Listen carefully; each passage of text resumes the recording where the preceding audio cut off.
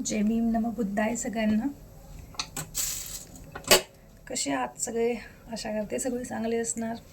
तर मित्रांनो, आजकाल ना खूप थंडी पडते. थंडीमध्ये एवढा त्रास होतोय, कुडकुडायला होतोय.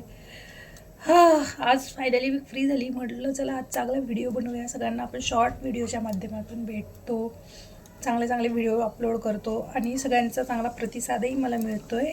त्याबद्दल मी सगळ्यांना पुन्हा एकदा अभिवादन करते. थँक्यू मनापासून सगळ्यांना.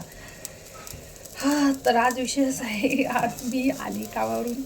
फर्स्ट मी आलेल्या बोट चिरल्या गेलं. तेही छुरी की धार रफ्तार से चल गई. तर हे असं झालं, ॲपल कापला, बोट कट. तर मग दुसरं काय नाही. आता मी खिचडी टाकत होती, माझी ऑलरेडी अंडे उकडून झालेले आहे. तर म्हटलं चला आज सगळ्यांशी चर्चा करूया. आजकाल फार गंभीर विषय चालले. कोणाचं काय किती काय काय गोष्टी ऐकायला भेटतात. कुठे कुठे एकीकडे म्हणजे वाईट गोष्टी पण ऐकायला भेटतात, म्हणजे दुःखाच्या गोष्टी. कुठे काय लहान मुलांच्या गोष्टी ऐकायला भेटतात. आजकाल लहान मुलांची खूप अपहरण होत आहेत. त्याबद्दल मी व्हिडिओ बनवते की ज्याही घरात लहान मुलं आहेत, आपल्या मुली आहेत, तर मी सगळ्या ज्या आहेत फॅमिलीतल्या लोकांना सांगू इच्छिते की तुम्ही आपल्या मुलांकडे प्लीज खूप व्यवस्थित लक्ष द्या. आणि खासकर जर मुली घरात आहेत तर तुम्ही कुणावरही विश्वास ठेवू नका. त्यांना शेजारी त्या कुठे जात आहेत तेही लक्ष द्या. त्या कुणाकडे बसल्या आहेत, तुम्हाला सांगून जात आहे तरच त्यांना पाठवा, किंवा नकाच पाठव. तुम्ही त्यांना सोबत न्या. कुठे गार्डनमध्ये जात आहे तुम्ही, सोबत जा, पण प्लीज त्यांना एकटं सोडू नका. फार वाईट परिस्थिती झाली आहे, फार वाईट.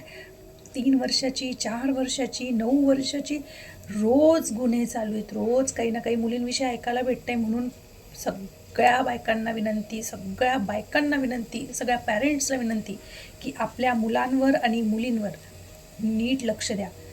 आजकालच्या ह्या युगात तुम्ही कुणावरही भरोसा करू नका, कुणावरही विश्वास ठेवू नका आणि आपल्या मुलांवर कळकळून लक्ष द्या.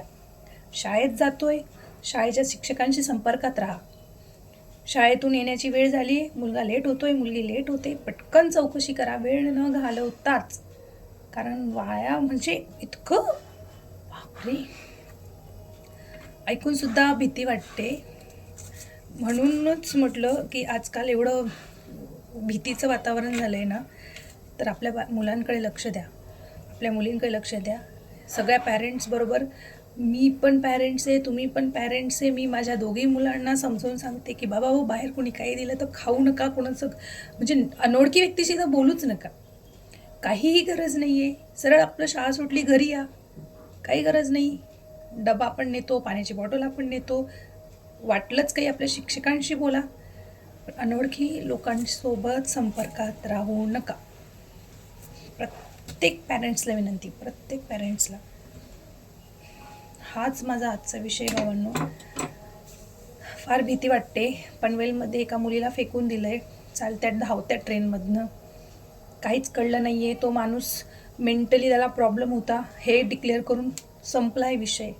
त्या मुलीच्या आईबापांवर काय बितते काहीच घेणं देणं नाही. जाता आपला पोटचा गोळा जातो. म्हणून सगळ्यांनी सावध राहा.